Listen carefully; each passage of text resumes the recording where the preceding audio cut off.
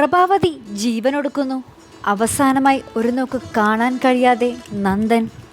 സുഗമോദേവി ചില പ്രേക്ഷകർക്ക് നിരാശയിലാക്കുന്നതും എന്നാൽ ചില പ്രേക്ഷകർക്ക് ഇതൊരു ആഘോഷം തന്നെ ആക്കാവുന്ന ഒരു പ്രൊമോ തന്നെയായിരുന്നു ഇത്തവണ സുഗമോദേവി പുറത്തുവിട്ടിരിക്കുന്നത്.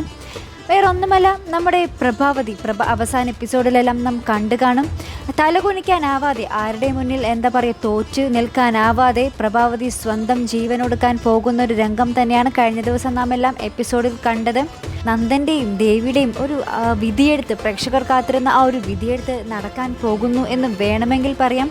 വേറൊന്നുമല്ല, നമ്മുടെ പ്രഭാവതിയുടെ കാർ ആ ബീച്ചിനരികിൽ നിന്നും തന്നെ ഉപേക്ഷിക്കപ്പെട്ട നിലയിൽ കിട്ടിയിട്ടുണ്ടെന്ന് നമ്മുടെ നന്ദനും മുരളിയും അറിയുകയും പിന്നെ അവരവിടെ ചെല്ലുമ്പോഴേക്കും അവിടെ അരികിൽ തന്നെ ആരുടെയൊക്കെയോ മൃതശരീരം അടിഞ്ഞിട്ടുള്ളതായി പോലീസ് പറയുന്നുണ്ട്.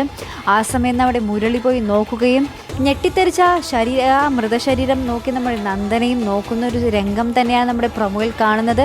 നന്ദൻ ഈ മുരളിയുടെ ഈ നോട്ടം കണ്ട് ആകെ തകർന്ന ഒരു അവസ്ഥയിൽ നിൽക്കുന്നതും കാണാം. ഈ ഒരു രംഗത്തിൽ നിന്ന് നമുക്ക് മനസ്സിലാക്കാൻ സാധിക്കുന്നത് അത് പ്രഭാവതിയുടേതാകാം.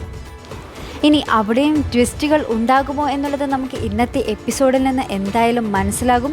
ഒന്നില്ലെങ്കിൽ പ്രഭാവതി എന്താ പറയുക, ജീവൻ ഒടുക്കിയിരിക്കുന്നു, അല്ലെങ്കിൽ പ്രഭാവതി കുറച്ച് നാളത്തേക്കെങ്കിലും മാറി നിൽക്കുന്നു, അല്ലെങ്കിൽ ഇവരെ വിട്ട് വേറെ എവിടേക്കെങ്കിലും പോയിരിക്കുന്നു എന്നുള്ള ആ ഒരു യാഥാർത്ഥ്യം തന്നെയാണ് ഇന്നത്തെ പ്രൊമോയിൽ നമ്മൾക്ക് കാണുവാൻ സാധിക്കുന്നത്.